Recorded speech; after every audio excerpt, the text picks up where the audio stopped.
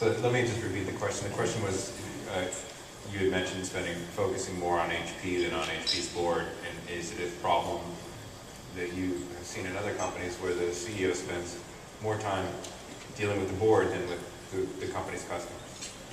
So those are two very different questions. I don't think that a CEO can do a good job managing a company unless the CEO spends a ton of time with customers.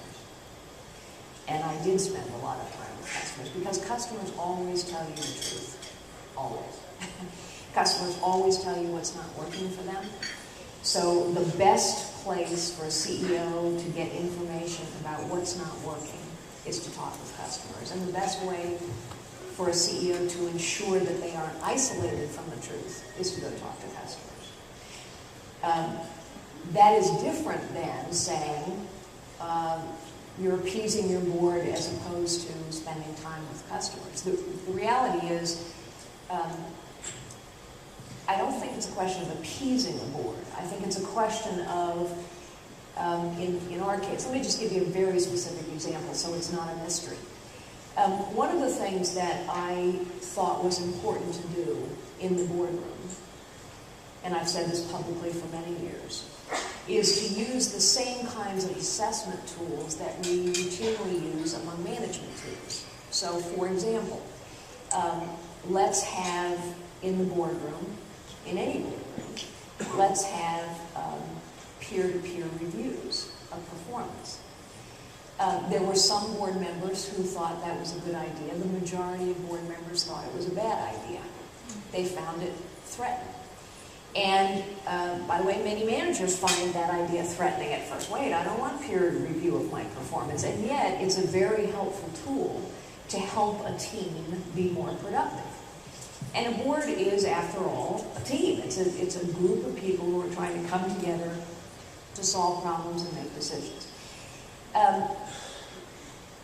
Did I push hard enough to get that assessment tool in the boardroom 3 years earlier? Obviously not, because I didn't succeed in getting it into the boardroom.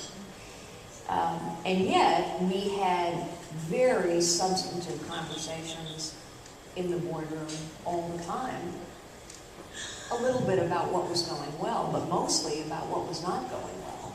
Because a board's job is not to be a cheerleader for the CEO. A board's job is to assess things that need to be better in a company. Another question over here. John, we got a question over here. Oh, okay. God, it's the voice of God. Yes, Where are you? Oh, okay. Oh, it's Gina. That is the voice of God. Yeah.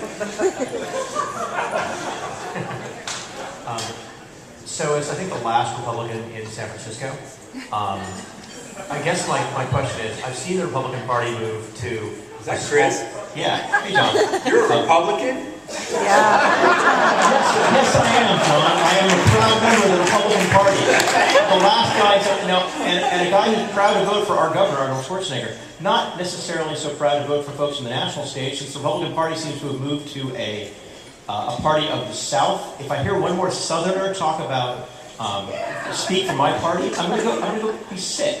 So she's just in the South Bay. She's not exactly. So the question is, what are you going to do if you're running for a Republican senator for the state of California?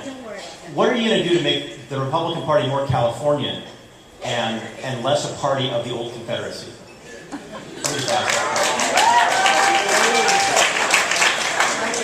Well, maybe I should first explain why I'm a Republican.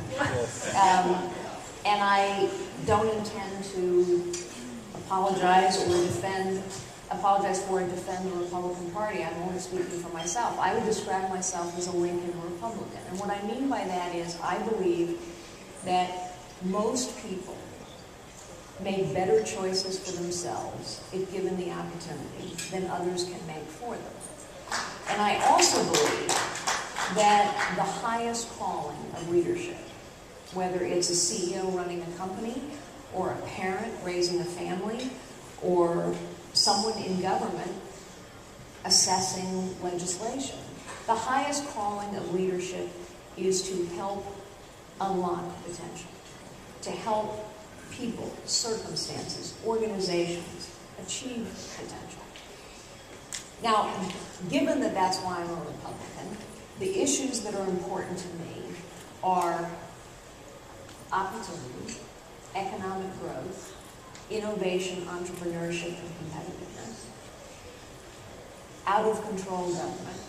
Our government, this is not a political comment,